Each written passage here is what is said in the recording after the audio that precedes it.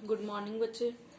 अज आप इस वीडियो के अंदर एक्सरसाइज 13.3 का फस्ट ते सैकेंड क्वेश्चन देखांगे।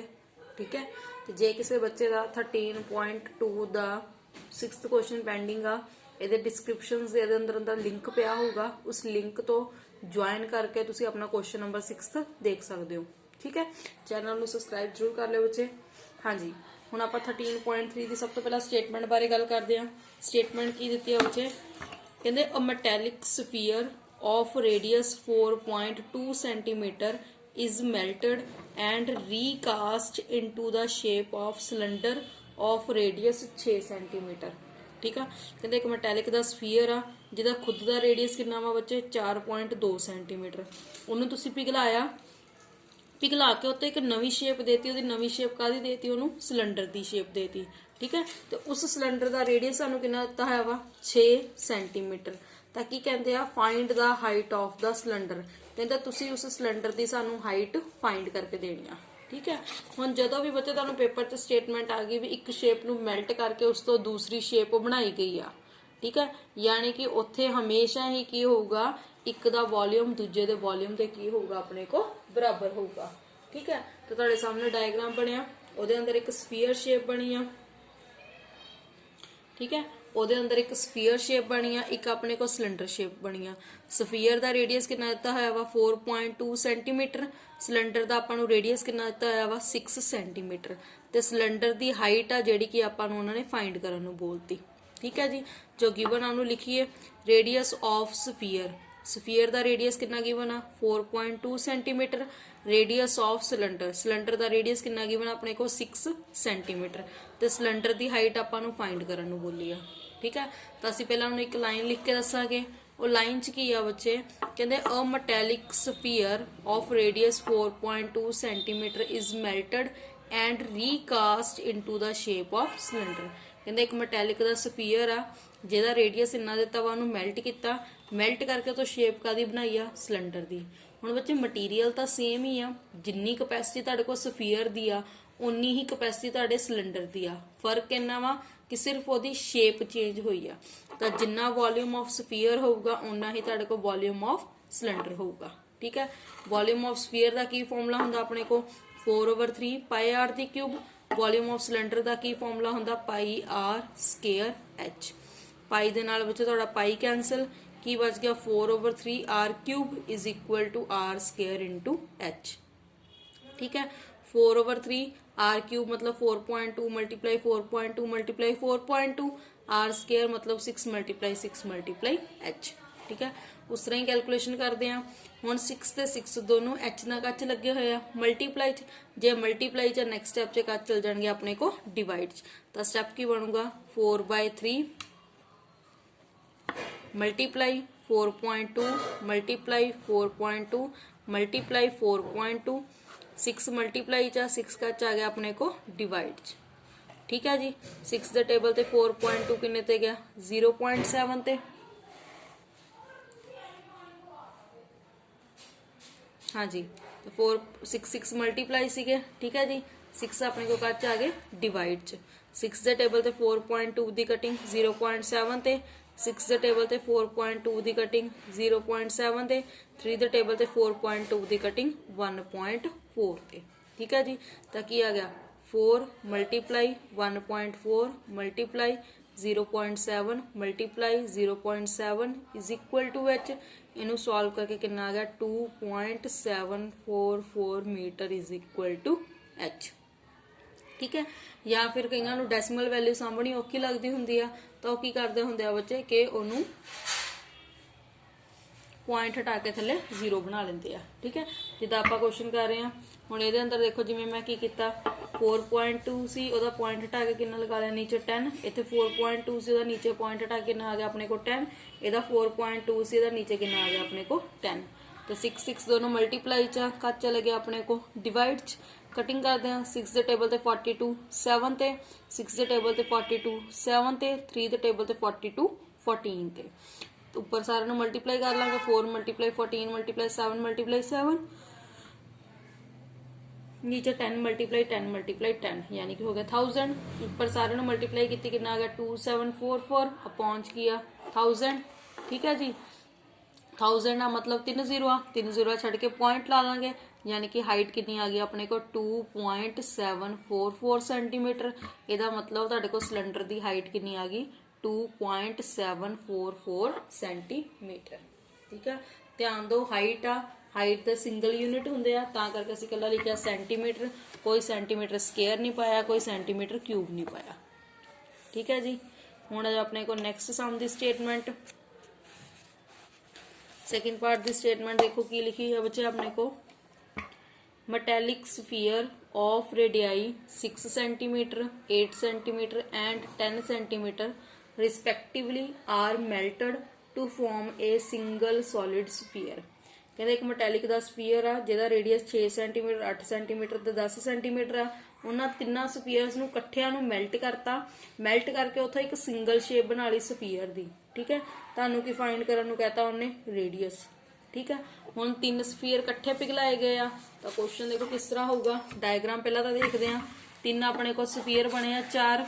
ठीक है, एक अपने को एक दा रेडियस कितना दिता है वा 6 सेंटीमीटर, एक दा रेडियस कितना दिता है 8 सेंटीमीटर, एक दा रेडियस कितना दिता है 10 सेंटीमीटर। सब तो लार्ज वाले स्फीयर दा रेडियस सानू फाइंड करन नू बोलता। ਇਹਦੇ रेडियस ਨੂੰ ਅਸੀਂ 1 ਕਵਾਂਗੇ, ਇਹਦੇ रेडियस ਨੂੰ r2, ਇਹਦੇ रेडियस ਨੂੰ r3, ਇਹਦੇ रेडियस ਨੂੰ ਕੀ ਨਾਮ ਦਿੱਤਾ स्मॉल r।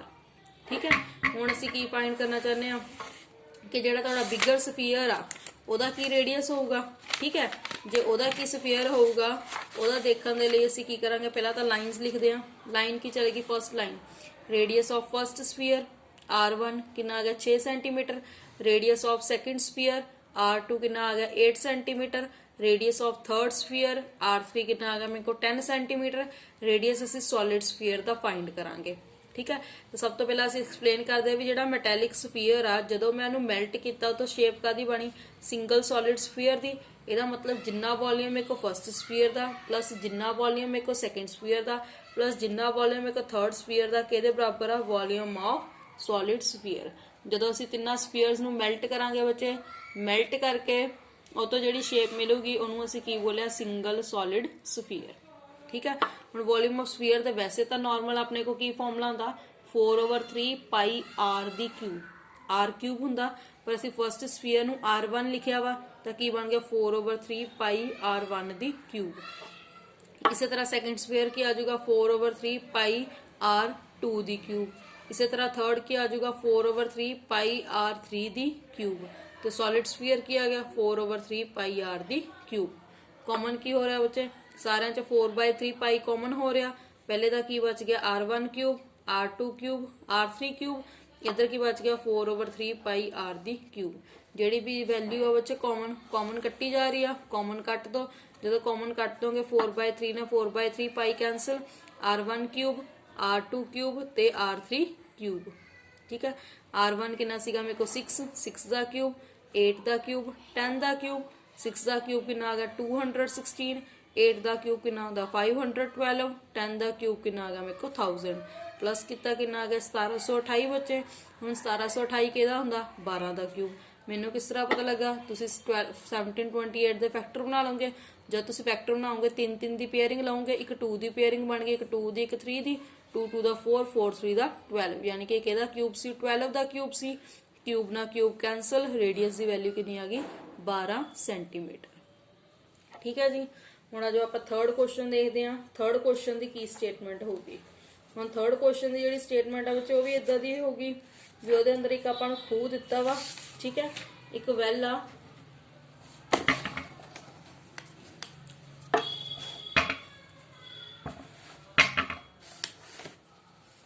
ਹਾਂਜੀ ਸਟੇਟਮੈਂਟ ਵਾਸਤੇ ਧਿਆਨ ਨਾਲ ਦੇਖ ਲੈਣੀ ਆ। ਕਹਿੰਦੇ ਇੱਕ 20 ਮੀਟਰ ਡੀਪ ਵੈਲ ਆ, ਇੱਕ ਖੂਹ ਆ ਜਿਹਦਾ ਡਾਇਆਮੀਟਰ ਕਿੰਨਾ ਦਿੱਤਾ ਹੋਇਆ ਵਾ 7 ਮੀਟਰ। ਉਹਨੂੰ ਪੁੱਟਿਆ and earth from digging is evenly spread out. ਤੇ ਜਿਹੜੀ ਉਹਦੇ ਵਿੱਚੋਂ ਮਿੱਟੀ ਕੱਢੀ ਆ ਉਹਨੂੰ ਉਹਨੇ ਕੀ ਕਰਤਾ ਇੱਕ ਜ਼ਮੀਨ ਦੇ ਉੱਤੇ ਵਿਛਾਤਾ। ਹੁਣ ਜ਼ਮੀਨ ਤੇ ਇਸ ਹਿਸਾਬ ਨਾਲ ਵਿਛਾਇਆ ਗਿਆ ਕਿ ਉਹਦਾ ਲੈਵਲ ਜ਼ਮੀਨ ਨਾਲੋਂ ਥੋੜਾ ਜਿਹਾ ਉੱਚਾ ਹੋ ਗਿਆ। ਜੇ ਉਹਦਾ ਲੈਵਲ ਜ਼ਮੀਨ ਦੇ ਨਾਲ ਥੋੜਾ ਜਿਹਾ ਉੱਚਾ ਹੋ ਗਿਆ ਤਾਂ ਬੱਚੇ ਉਹਨੇ ਕਿਹੜੀ ਸ਼ੇਪ ਲੈ ਲਈ ਕਿਊਬੋਇਡ ਦੀ। इत्थे क्यूबॉइड की जगह ते वर्ड की यूज किया वा प्लेटफॉर्म।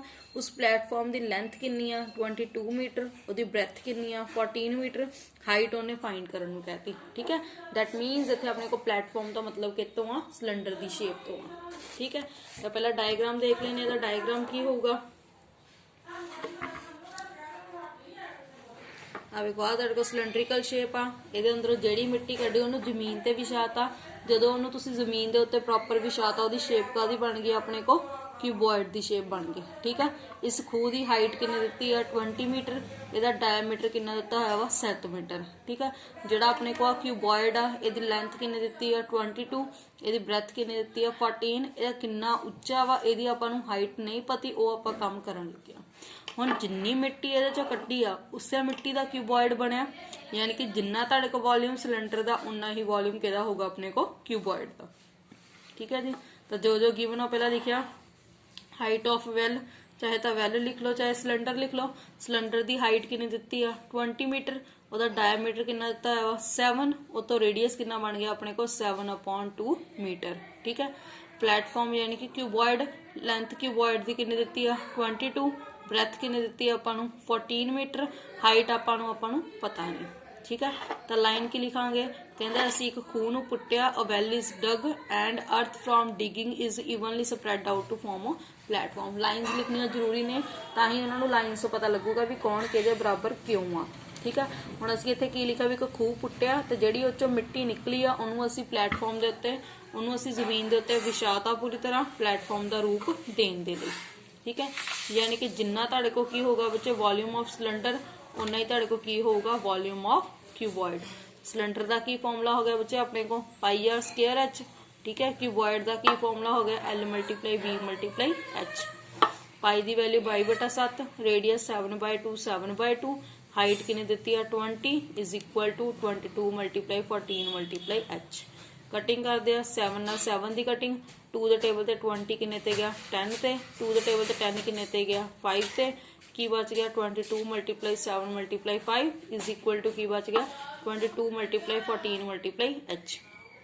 ठीक है, हम 22 ते 14 H ना मल्टीप्लाई च, नैक्सट स्टैप च चले गए डिवाइड च, 22 × 7 × 5 अपॉन 22 × 14, 22 ਨਾਲ 22 की कटिंग, 7 ਦੇ ਟੇਬਲ 14 किन्ने ते गया 2 ते, यानी कि हाइट कितनी आ गई 4/2, 5/2 ਨੂੰ ਜਦੋਂ ਅਸੀਂ ਡੈਸੀਮਲ ਫਾਰਮ ਚ ਕਨਵਰਟ ਕਰਾਂਗੇ ਕਿੰਨਾ ਆ ਗਿਆ 2.5 ਮੀਟਰ, यानी कि ਜਿਹੜੀ ਤੁਸੀਂ ਪਲੇਟਫਾਰਮ ਬਣਾਇਆ ਵਾ ਉਸ ਪਲੇਟਫਾਰਮ ਦੀ ਹਾਈਟ ਕਿੰਨੀ ਆ ਗਈ 2.5 ਮੀਟਰ। ठीक है, ਇਹਦੇ ਨਾਲ ਇਸ ਵੀਡੀਓ ਦੇ ਅੰਦਰ ਆਪਾਂ 3 ਕੁਐਸਚਨ ਸਮਝਾ ਦੇ। ਨੈਕਸਟ ਵੀਡੀਓ ਦੇ ਅੰਦਰ ਅਸੀਂ ਕੁਐਸਚਨ ਨੰਬਰ 4 ਤੇ 5 ਨੂੰ ਡਿਸਕਸ ਕਰਾਂਗੇ। Thank you.